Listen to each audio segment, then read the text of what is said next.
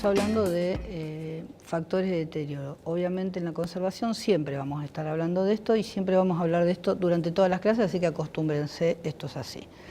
Hay factores de deterioro que tienen que ver con lo intencional, están los intencionales, que son el vandalismo, el hurto, el tráfico de obra, el saqueo y los conflictos armados. Pero también están los no deliberados, que son la mala manipulación a veces de los objetos, o sea, una errónea manipulación puede deteriorar un objeto, obviamente. Entonces, cuando hablamos de saqueos, hurtos, contrabando de obra y conflictos armados, también tenemos que saber que hay normativas internacionales que tienen que ver con la conservación de objetos que hacen hincapié o se han metido a analizar estos temas.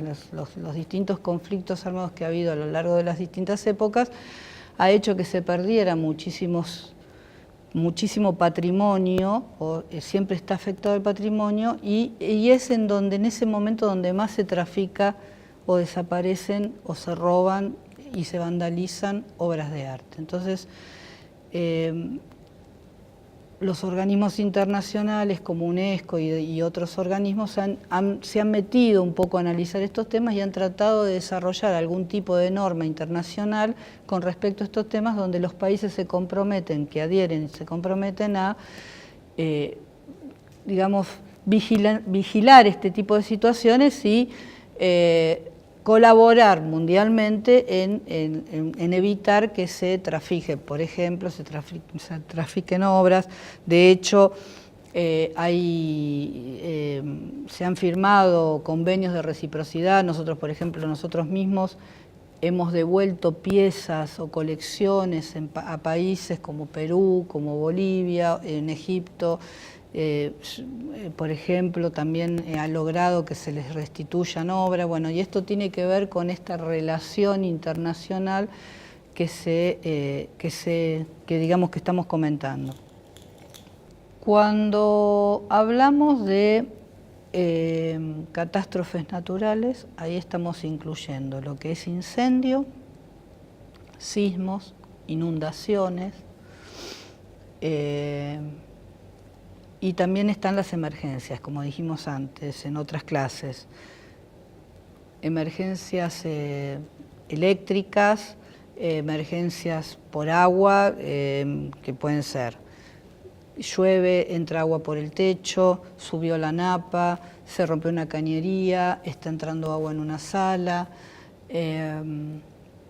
hubo un cortocircuito, hay un cable pelado, hay un accidente, ya sea con el público o sea con el personal, una escalera que no debería estar donde está, alguien que se cayó por estar trabajando mal, que también ha pasado en varias oportunidades. Y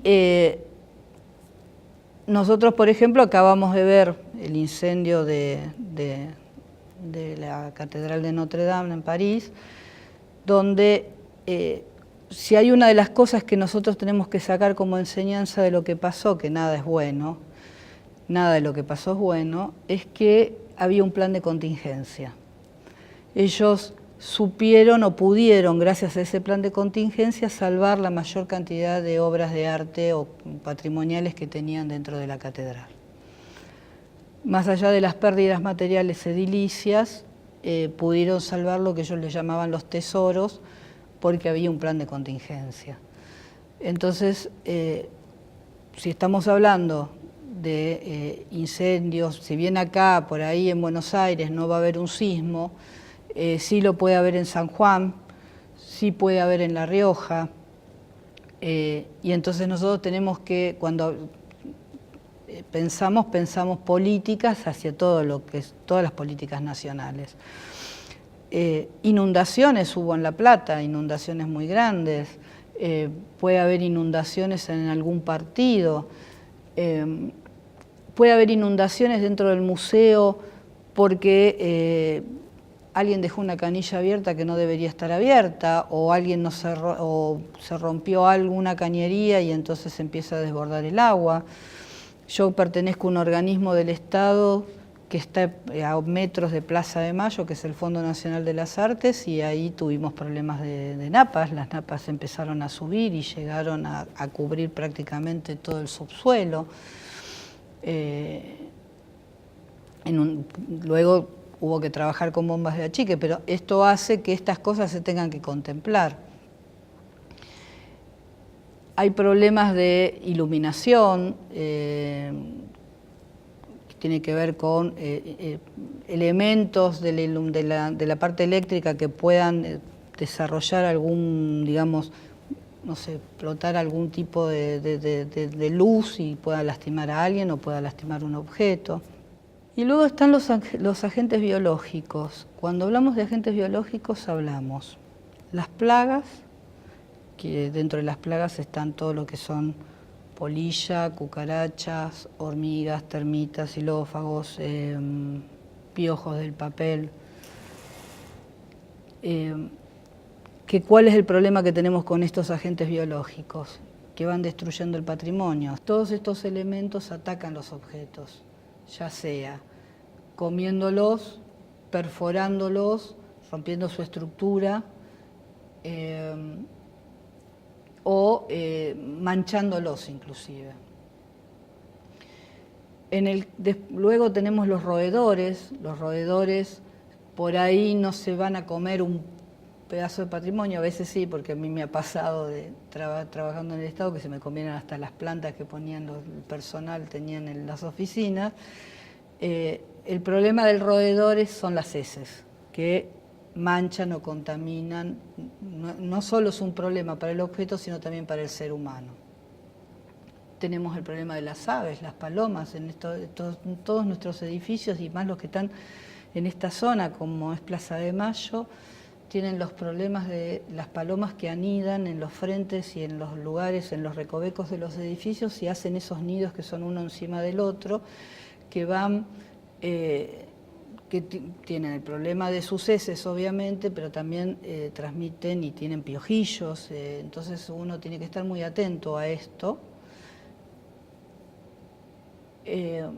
Tenemos los hongos y las bacterias. Los hongos y las bacterias atacan, por ejemplo, la madera, atacan el papel, lo tiñen, lo degradan, lo destruyen.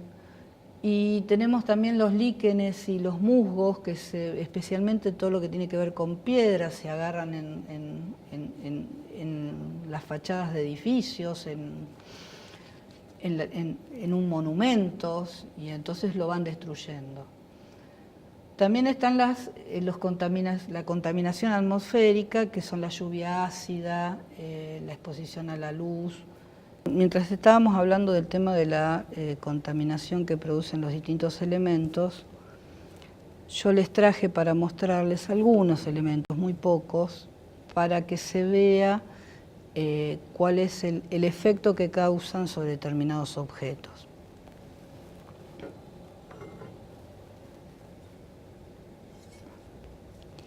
Esta pieza es una pieza de metal, de hierro, que fue o estuvo durante mucho tiempo expuesta. Fue encontrada en una zona de ferrocarril y ustedes podrán ver que obviamente se va produciendo una oxidación que va destruyendo la composición pierde digamos, de estabilidad la pieza porque le va destruyendo su composición interna, digamos. Lo mismo esta herradura, esta fue encontrada en una zona de campo, estaba tirada, obviamente tiene incrustaciones y distintos elementos del área donde fue encontrada y también el trabajo de la oxidación que ya comenzó y si uno no lo digamos, no lo detiene, va a ir comiendo la pieza hasta que la pieza se pierda totalmente. Esta es una pieza de madera común, es un pedazo de un árbol, porque también nosotros tenemos que tener en cuenta que cuando hablamos de patrimonio, no solo es el patrimonio que se encuentra dentro de los museos, hoy en día también se habla del patrimonio natural, o sea, el museo se ha extendido hacia afuera y también tenemos otro tipo de patrimonios, hay patrimonios digitales, patrimonios naturales, etcétera.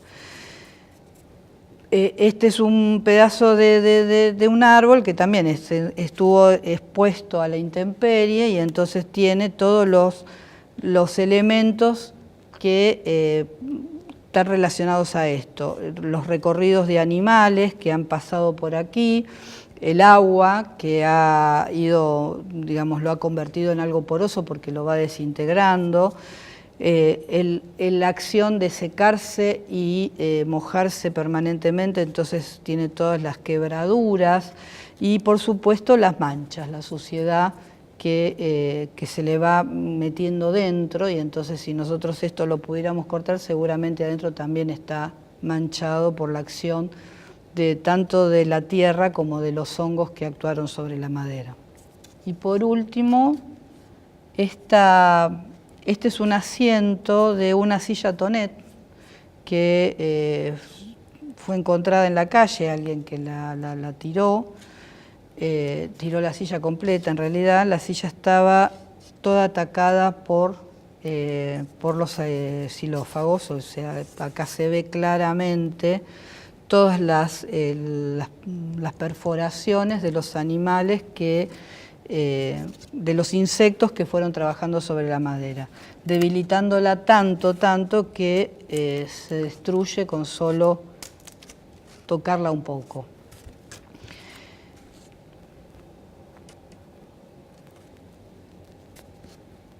También hubo acción de hongos. Esta silla estaba bajo la lluvia cuando yo la encontré. Y obviamente los hongos fueron degradando la pintura original que aparentemente, según los cateos que yo fui realizando, era como un dorado, una pintura dorada que obviamente está totalmente degradada por la acción tanto de la lluvia, del abandono, de los hongos y la suciedad. ¿Qué debemos hacer en un museo para estar atento a este tipo de cosas?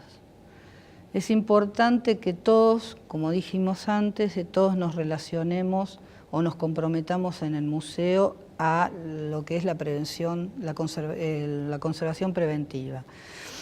¿Qué tenemos que estar atentos? Tenemos que estar atentos a si hay, por ejemplo, tanto sea en las oficinas, como en las salas de exhibición, como en las vitrinas, si hay, por ejemplo, heces de animales, de rata o algún otro tipo de hez que encontremos. Si fuera así, hay que avisar rápidamente al área responsable para que tome las piezas, vea si hubo algún efecto sobre las piezas, las aísle y las pueda, digamos, observar a ver si están comprometidas o no están comprometidas. Tenemos que estar atentos a la propia, digamos, los propios desechos que nosotros generamos, pero que también genera el público. El público cuando entra a las salas, por ahí entra comiendo una gaseosa o un sandwichito, una galletita. Todo esto lo desechan en un cesto. Ese cesto tiene que estar permanentemente limpio, no se puede estar dejando elementos de este tipo, que son enseguida elementos que las plagas o los roedores enseguida los atrae. Si tenemos un jardín, hay que mantenerle el pasto corto y hay que fumigarlo permanentemente para evitar que esos insectos que obviamente conviven en ese su microclima, su vida, no penetren en el museo. Tener en cuenta la importancia de vigilar las áreas de reserva, las áreas de embalaje, que todo esté aseado, todo esté limpio permanentemente. Preparar al personal de limpieza cómo realizar la limpieza tanto de las áreas como de los objetos.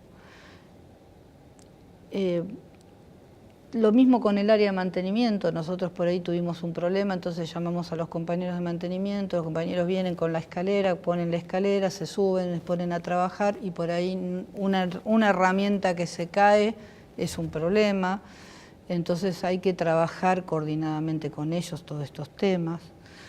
Hay que estar atentos a los al control de la temperatura en las salas, a los golpes, tanto sea de frío como de calor, o la humedad y la sequedad dentro de las mismas salas y dentro de las vitrinas, porque todo eso también produce, obviamente como dijimos, cuando estábamos mirando el caso de la madera, quebraduras, manchas, destrucción, se van especialmente el papel, por ejemplo, el papel, la humedad lo destruye, la madera.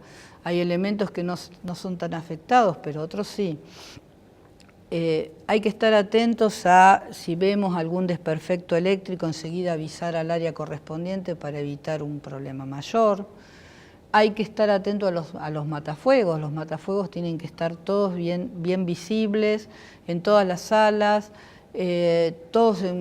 ninguno vencido, todos en funcionamiento. Todos tenemos que saber manejar los matafuegos.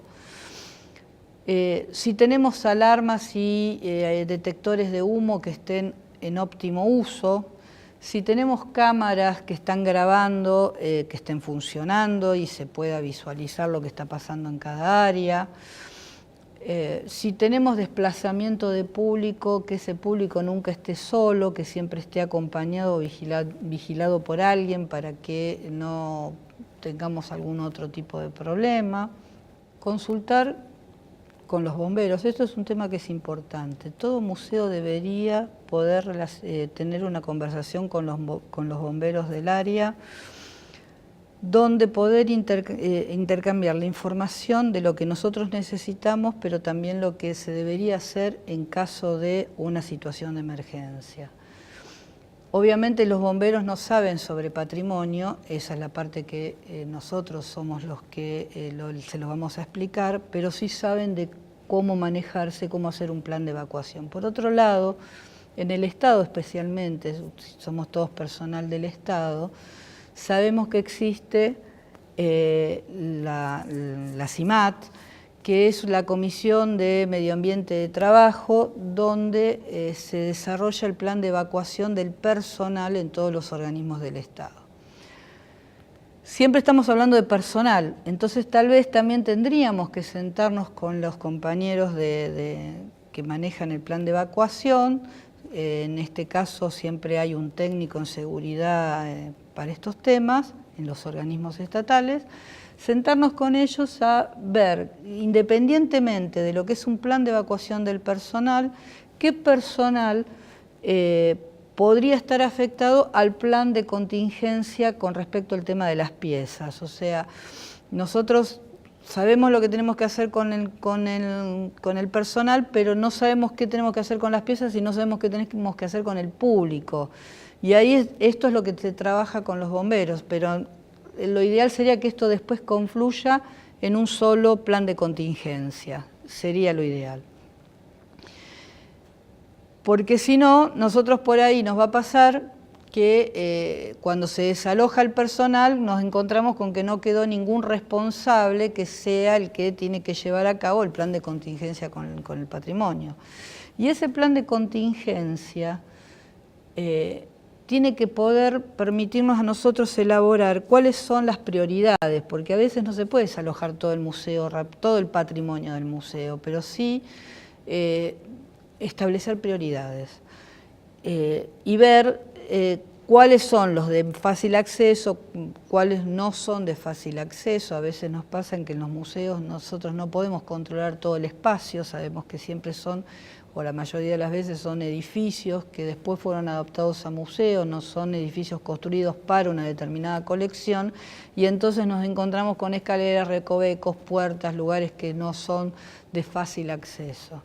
Entonces, nosotros tenemos que elaborar un plan de contingencia que prevea todo este tema, que prevea si las escaleras están iluminadas o no están iluminadas, si conducen a algún lugar o no conducen a ningún lugar, que no haya puertas con candados, ni con cadenas, ni con cerraduras que no se puedan abrir, que como dijimos en clases anteriores, que no haya obstáculos en las salidas, que haya correctas señalizaciones, que eso se hace en el plan de evacuación, todo eso se trabaja en el Estado, entonces se colocan las señalizaciones y entonces nosotros tenemos que conocerlos para poder conducir al público en caso que esto pase mientras hay público en el museo. Tenemos que poder aislar las zonas del personal, donde el personal se cambia, donde el personal come, de lo que son las salas de exhibiciones, reservas y